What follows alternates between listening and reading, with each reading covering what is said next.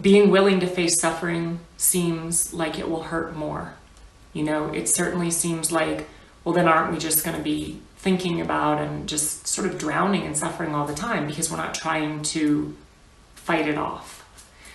But according to the Lojong teachings, it's the opposite.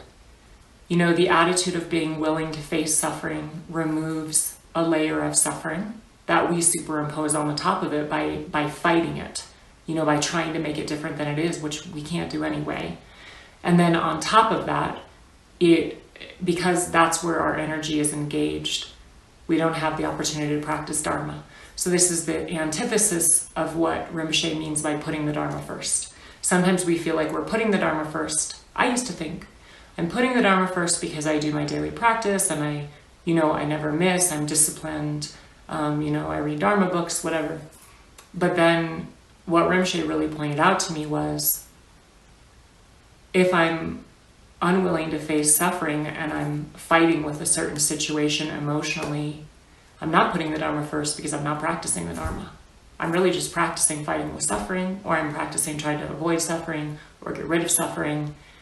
And I think that the majority of my life, probably until, 5 years ago, 10 years ago, that's probably what the majority of my energy was in life, was trying to avoid or wrestle with situations. And I thought that that was the way to accept them, or I thought that that was the way to put them to rest, I guess. So if I wrestle with it enough, eventually I'll get tired and it'll become peaceful.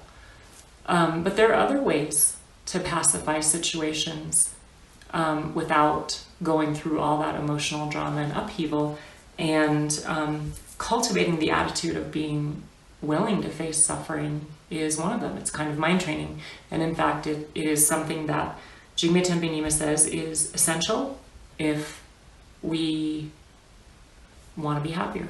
If we don't want to be perceiving suffering and outer appearances as enemies all the time. So a big shift,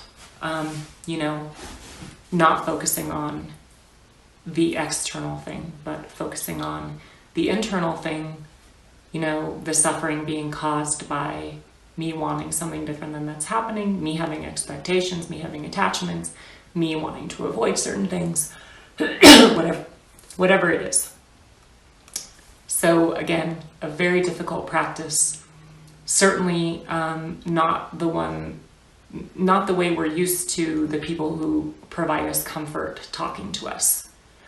But again, Lojong is not about trying to make us feel emotionally better. It's actually about making us feel better. And a lot of the times when I think about the advice or the way others provide comfort to me, from a long-term point of view, it isn't actually going to change my habit or really make me feel better. Where Lojong is something that actually fundamentally changes my habits and can bring me a lot of relief.